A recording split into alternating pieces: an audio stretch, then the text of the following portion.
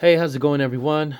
Today I'm gonna be doing a kind of a quick look at the Flame Toys Transformers Furai model kit Windblade. I believe this is based on the comic books, more or less, roughly. Could be wrong. Correct me if I'm wrong.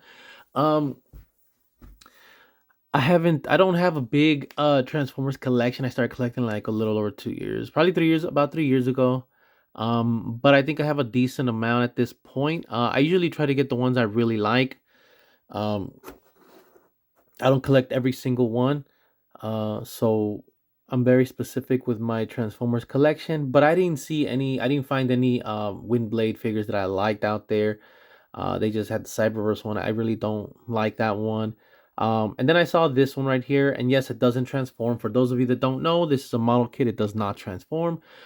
So if that's not your thing, then just switch this off and don't watch the video. But for those of you that are interested and are curious, or just want to see what it looks like I said, it does not transform, and I'm okay with that. I think there was a point where I didn't where it did bother me that she didn't transform, right? So I didn't really get it. I think I noticed this about a year ago, and then I got to a point in my collection where I'm satisfied. I have a lot of transforming figures, and a decent amount that transforms into jets or planes. So I'm kind of cool. I have that itch, scratch, right, with those transforming jets, planes, etc. So I'm okay with her not doing that, especially with the ability to move the way this model kit does. The articulation on this one is definitely something that really got my interest. So, of course, aside from the appearance, the look that they picked for her, and all the details on this model kit. So yeah, I decided to give it a shot, and be okay with the fact that it doesn't transform. So I'm not gonna go through the building process that actually took me so damn long, and I was trying to be very careful. I will say this: I do not recommend this for beginners or beginning collectors or casual collectors or anybody that you doesn't trust themselves and you could possibly break it. It has a lot of small pieces, and they will break if you don't take your time, and it takes an extreme amount of patience. I would say mostly, if you know how you collect or usually customizes, people that are used to adjusting, fixing, shaving down, cutting things of that stuff. I feel like this is aimed more towards, right? So, anyways, not recommended for just anybody, but if you like this kind of stuff, you will love it. So, let's get to it. Like I said, I'm not going to show the building part, straight to the figure. I will say that I got this is the instruction booklet. I thought it was pretty cool because it looks like a comic book cover. So definitely keeping that now that I'm done building it. I got this model kit on Big Bad Toy Store. They still have it in stock for anybody that's interested. These are the extra accessories. I have a hand, a couple. It comes with two extra hands. I think two open hands, two closed fists for the sword holding. Two swords, which is awesome. These swords are definitely very weak plastic. I can see these breaking if you're not careful, or if you have it in a high place and it drops. Like these swords are definitely flimsy. You got to be really careful. Put it on a stand low to the ground. If it falls, you're good. You know what I mean? I do have an extra armor piece here that was meant to go in the back piece. I didn't put it on. I'll explain that to you guys in a bit. It does come with these stickers. I probably won't be using any of these. I know they peel off and they're not too reliable. I will use the Autobot sign though. I just haven't decided how I want to put it yet, whether I just put the sticker or just permanently glue it. So, all right, and there she is, completely built. Like I said, I got it on Big Bad Toy Store. She's still there in stock for about $55. It's like 60 altogether, right, more or less. Give or take a few dollars. But yeah, definitely love the look. The look is nice. I love the way the plastic looks like armor plating. Love that. Looks so damn awesome. So damn sick. Um, Look at the details.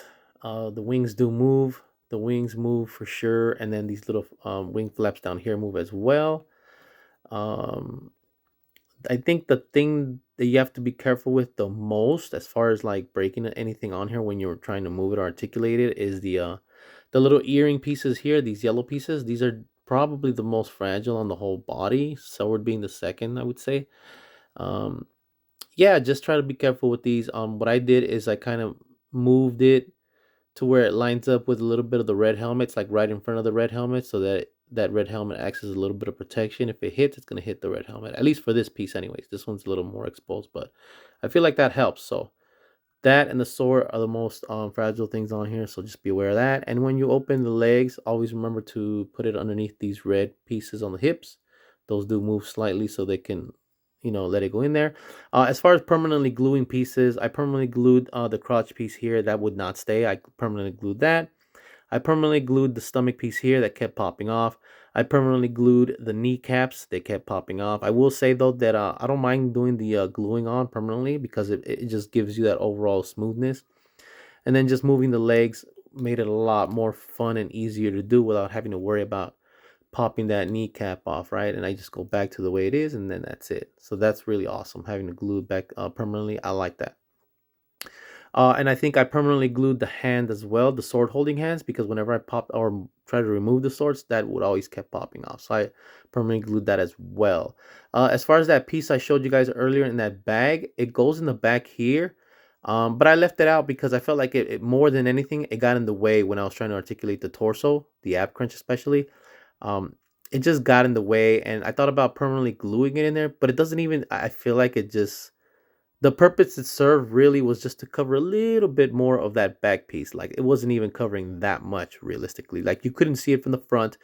You probably couldn't see it from the sides, maybe a slight bit, and then the back, like, barely covering that. So it wasn't even that big of a deal for me. I'd rather remove it, leave it out the way, and enjoy my ab crunch the way I love to enjoy it. So now I don't have to worry about that piece getting in the way. So definitely allows for a smoother movement around that torso. So that's awesome. The details on the faceplate, that is one thing I really love about this figure as well, is that head sculpt is so damn nice. So yeah. Anyways, let me get to the articulation so you guys can see. When you do move this head, I will say that the another piece, that this armor piece here, these little corner sharp pieces, right? Let me get sure I get that on there. These corner pieces here on the helmet here, they do have a tendency to crash into the red collar piece right here. So just whenever you move this head, just be aware of the clearance for that, and then you're fine, right? So look at how much it looks up. Definitely can do some awesome flying poses, right? Looks up so damn good. I love the way it moves. Looks down so damn much. Look at that. So damn good. Arms go up that high. If you move the armor shoulder piece around, you can make it go a little higher, right? So that's awesome. These elbows are like so insanely cool as well. Look at that elbow. Nice. There's a the wrist swivel. There's even a, oh, I'm sorry. That was, yeah, there's even like a secondary wrist swivel here. Like, this part moves here. I'll show you guys on this one right here. Yeah, you see that? Like, that wrist also moves here. The ball peg moves, and then that wrist piece right there moves a little more. So that's awesome to get that sword movement really going. As far as the ab crunch, you got to make sure you go up first and then forward, and then just you'll release it kind of, and then you can move it around. Ab crunch.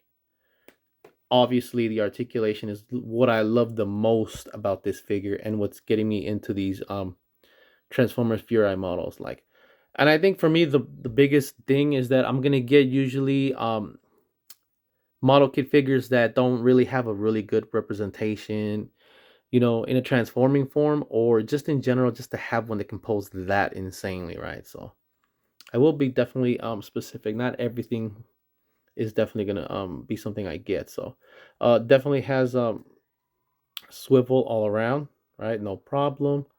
So yeah, look at that ab crunch, just moves so damn good. So yep. And then as far as the legs, they go really high. It's kind of like a I was telling my brother overhaul. It's kind of like a Revoltech figure, right? If anybody's familiar with Revoltech, you get gapping, you get joints or pieces that pop off when you're moving them around.